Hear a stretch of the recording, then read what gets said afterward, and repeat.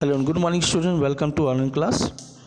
बेटा social science में हम लोग हिस्ट्री का जो चैप्टर का जो है लेसन एक्सप्लेनेशन कंप्लीट हो गया। आज इसका आंसर क्वेश्चन का पीडीएफ देख रहे हैं। Okay, so let's start. Question number first यहाँ पे दिया हुआ है वस्तुनिष्ठ प्रश्न। तो इसमें से देखिए, राष्ट्र संघ की स्थापना कब हुई थी? तो आपके पास जो है वो चार ऑप्शन देखिए, 1919, 1920, 1921 और 1918। तो राइट ऑप्शन क्या आना चाहिए आपका? 1920। ठीक है, तो राष्ट्र संघ की स्थापना कब हुई थी? 1920 ईस्वी में। नेक्स्ट है प्रथम विश्व युद्ध का तात्कालिक कारण क्या था? तो प्रथम विश्व युद्ध का तात्कालिक कारण था आर्किड्यूक फर्डिनांड की हत्या। ठीक है, ऑस्ट्रिया के राजकुमार जो है, ऑस्ट्रिया के राजकुमार आर्किड्यूक फर्डिनांड की हत्या। नेक्स्ट थर्ड नंबर जो है आपका, जर्मनी, ऑस्ट्रिया और इटली ने कौन सी संधि की जिससे यूरोप में गुटबंदी आरंभ हो गई? तो यह है आपका त्रिकूट। क्या कहलाएगा आपका?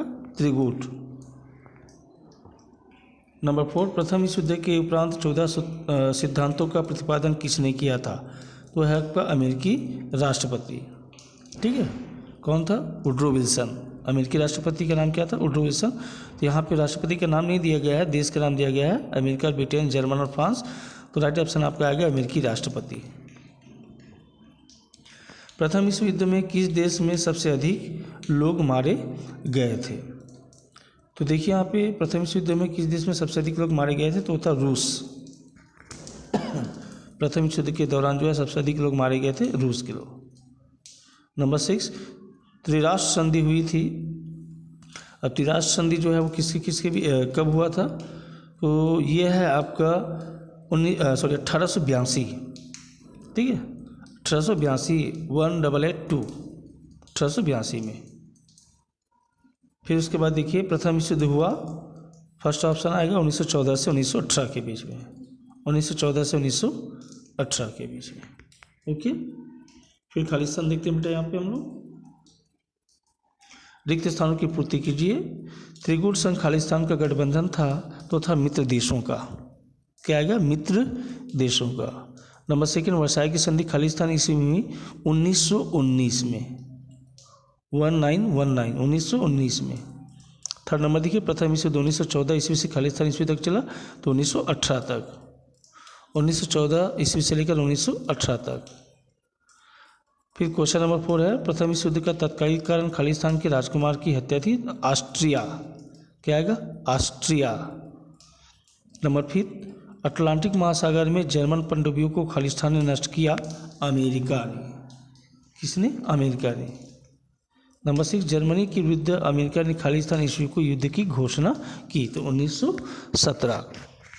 ठीक है, याद आएगा?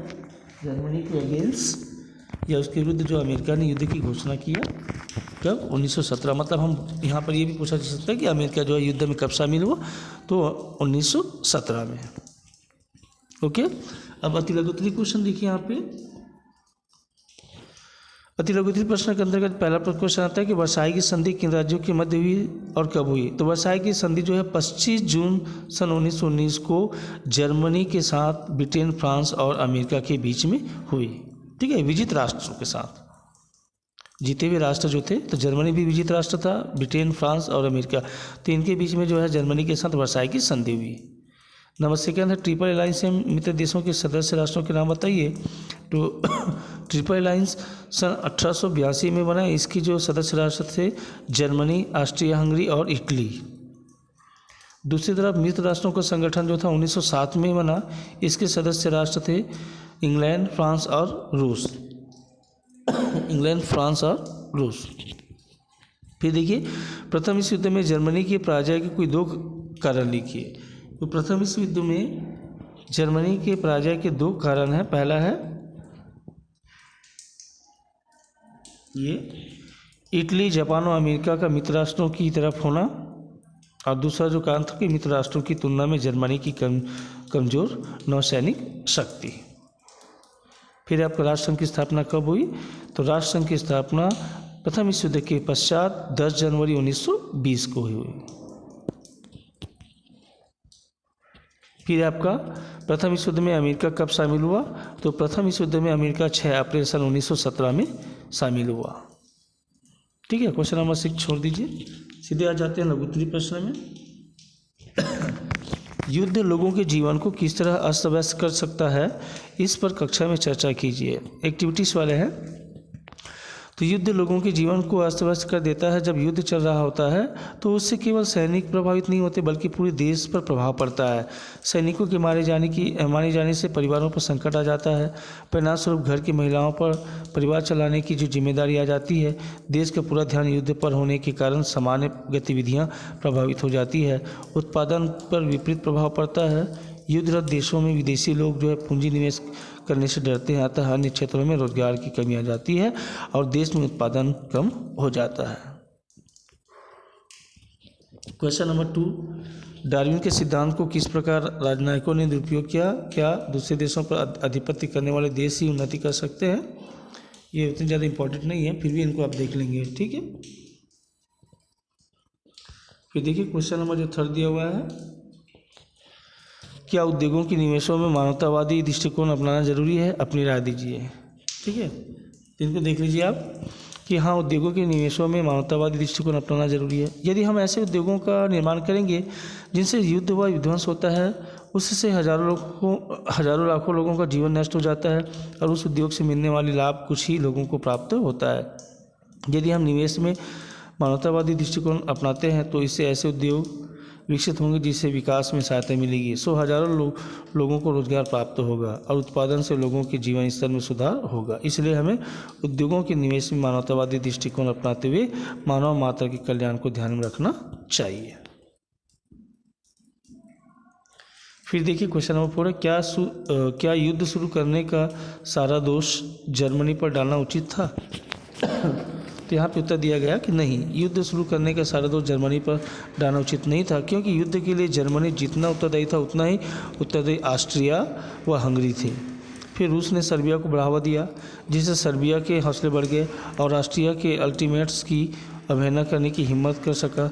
जब सर्बिया ऑस्ट्रिया के बीच युद्ध शुरू हुआ तो बाकी सभी देश जो फ्रांस, रूस, जर्मनी, ब्रिटेन भी युद्ध में अपने अपने स्वार्थों को पूरा करने के लिए कूद पड़े। अतः केवल जर्मनी के युद्ध के लिए दोषी ठहराना उचित नहीं होगा। अगला क्वेश्चन है कि अगर खनिज संपन्न क्षेत्र पर कोई पड़ोसी देश नियंत्रण करना चाहे तो उसके क्या क्या तरीके हो सकते हैं? उनमें से कौन कौन सा तरीका दोनों देशों के लिए स्वीकार्य होगा? ये दिया उत्तर आपका, खनिज संपन्न क्षेत्र पर पड़ोसी देश नियंत्रण करना चाहे तो उसके निम्नलिखित तरीके हो सकते हैं। पहला कि सैनिक शक्ति द्वारा खनिज संपन्न क्षेत्र पर अधिकार कर लेना। दूसरा, खनिज संपन्न देश को अपना उपनिवेश बनाना। तीसरा, खनिज संपन्न क्षेत्र वाले देश में समझौता कर उसे कच्चे माल का उचित कीमत देकर खनिज खरीदना। और चौथा है कि आपसी समझौते के द्वारा खनिज प्राप्त करना और उसके बदले में उसे तैयार माल देना। ठीक है, इनमें से तीसरा और चौथा तरीका दोनों देशों के लिए जो है स्वीकार्य होगा। ठीक है, तीसरा और चौथा ज़्यादा उचित है।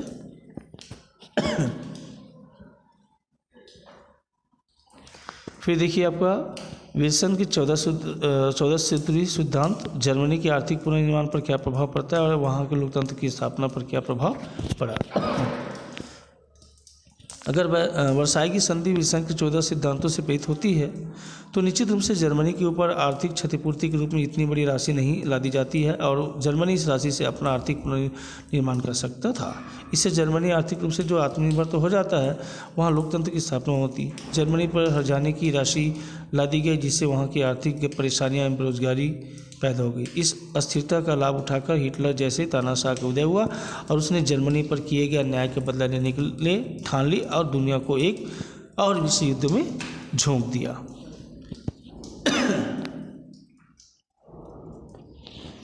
क्वेश्चन नंबर 7 है, जर्मनी की नौसेना ताकत से ब्रिटेन को क्या खतरा था। ठीक है, तो उन दिनों प्रथम विश्व युद्ध में पूर्व ब्रिटेन का समुद्रों पर एकाधिकार था, जिसके कारण उसका व्यापार और उपनिवेशों पर बेरोक-टोक क्षेत्र नियंत्रण चलता था। जर्मनी ब्रिटेन के इस नौसैनिक वर्चस्व को समाप्त करना चाहता था और अपने जहाज़ों को बेरोक-टोक समुद्रों पर आने जाने की स्वतंत्रता चाहता था।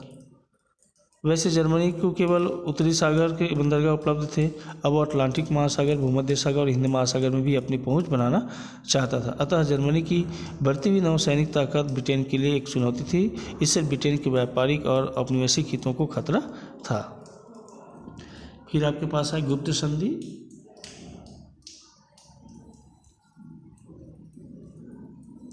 ये गुप्त संधि क्या है? तो 19वीं सदी के अंत में ही यूरोप के देशों के बीच तनाव बढ़ता जा रहा था। सारे महत्वपूर्ण देश यह मानकर चल रहे थे कि देर सवेरे युद्ध होने वाला है, लेकिन युद्ध में भी अकेले न पड़ जाए यह सोचकर लगभग सारे देशों ने अन्य कुछ देशों के साथ गुप्त संधियां कर रखी थी। इनमें से ऐसी शर्त यह थी कि यदि एक देश किसी दूसरे देश में युद्ध करता है तो दूसरा देश उसकी मदद करेगा। सन 1982 में जर्मनी, ऑस्ट्रिया हंगरी और इटली के बीच ऐसी संधि हुई थी। 1882 में, ठीक है, 1882 में जर्मनी, ऑस्ट्रिया हंगरी और इटली के बीच में ऐसी संधि हुई थी। इंपॉर्टेंट क्वेश्चन ये है, बहुत ही इंपॉर्टेंट क्वेश्चन, ठीक है।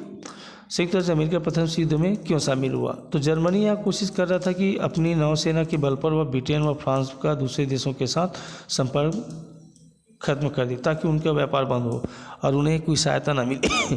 इस कारण वह ब्रिटेन में आने वाले अमेरिकी जहाज़ों पर हमला करने लगा। जर्मनी की पनडुब्बियों ने एक अमेरिकी सामान्य यात्री जहाज़ को सारे यात्रियों से ही डुबो दिया। इससे क्रोधित होकर अमेरिका ने 6 अप्रैल 1917 को जर्मनी के विरुद्ध युद्ध की घोषणा कर दी और वह युद्ध में शामिल हो गया। फिर 10वां नंबर है वर्साई की संधि का जर्मनी पर क्या प्रभाव पड़ा? ये भी इम्पोर्टेंट है। वर्साई की संधि जर्मनी पर थोपी गई संधि थी। इस संधि के बाद यह स्पष्ट हो गया कि इन शर्तों के रहते हुए जर्मनी के लोग इस व्यवस्था को कभी स्वीकार नहीं कर सकते। फिर से एक अन्य युद्ध की संभावना बढ़ जाएगी।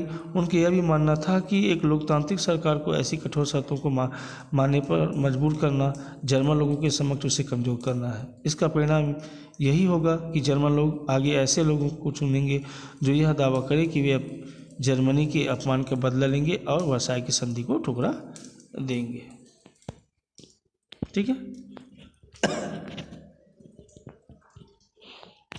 11वां नंबर जो क्वेश्चन है, जर्मनी की महत्वाकांक्षा प्रथम विश्व युद्ध को भड़काने में उत्तरदायी थी, स्पष्ट कीजिए। ये क्वेश्चन आप देख लेंगे, ठीक है। क्वेश्चन नंबर 12 है त्रिराष्ट्र मैत्री संगठन से आप क्या समझते हैं? तो रूस के यूरोप में ऑस्ट्रिया के विरुद्ध एक मित्र की तलाश थी, अतः सन 1893 में रूस और फ्रांस के मध्य द्विराष्ट्रीय संधि हो गई।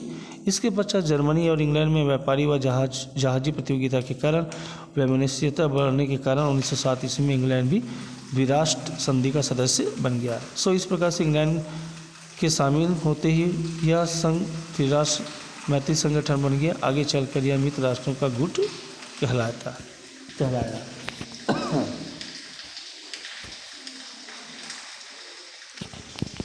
ठीक है, उसके बाद देखिए सीधा हम लोग दीर्घोत्तरीय प्रश्न उत्तर के ऊपर फोकस करते हैं।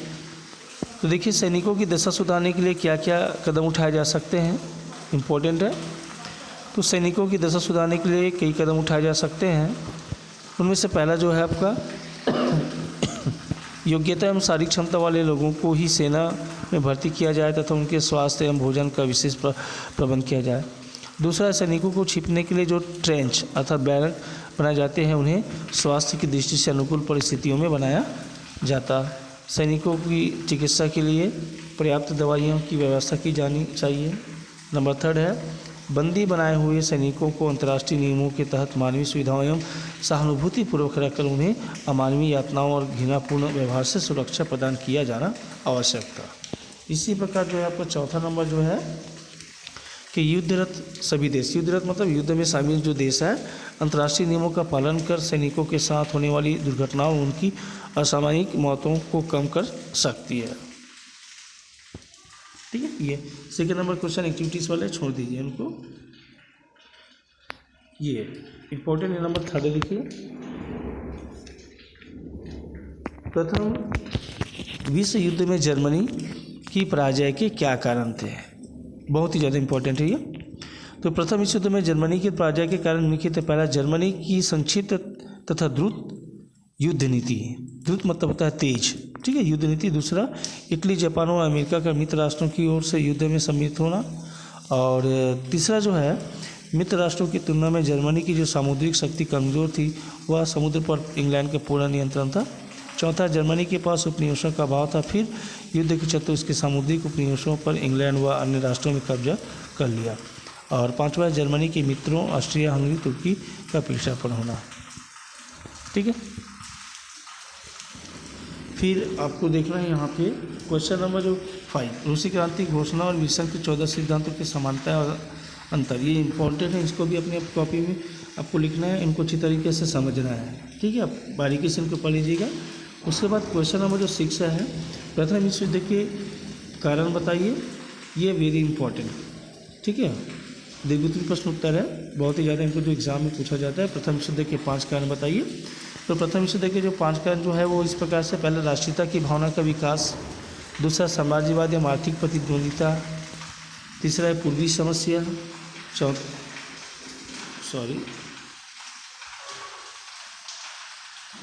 एक मिनट,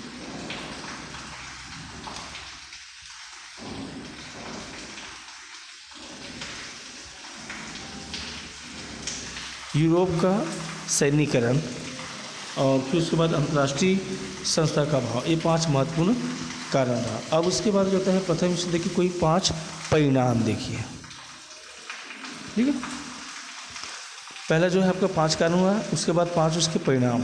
तो 3 राजवंशों की समाप्ति, सामाजिक परिणाम, सैन्य प्रवृत्ति का प्रबल होना, अमेरिका के महत्व वृद्धि होना, अल्पसंख्यक, यहाँ पे अमेरिका के महत्व वृद्धि होना और अल्पसंख्यकों की समस्या, ये। फिर क्वेश्चन नंबर 8, ये भी इम्पोर्टेंट, आपको ये भी करना है आपको, ठीक है, जिसमें वर्साई की संधि की सारी बातें जो है यहाँ पे दिया गया है, इनको पॉइंट आउट करके पूरी कंप्लीट करना है, इनको लिखना भी है, ठीक है। फिर नंबर 1914 में परमाणु युद्ध को विश्व युद्ध क्यों कहा गया, ये कंप्लीट करके इनको यहाँ तक लिखना है। Okay, that's all, good day.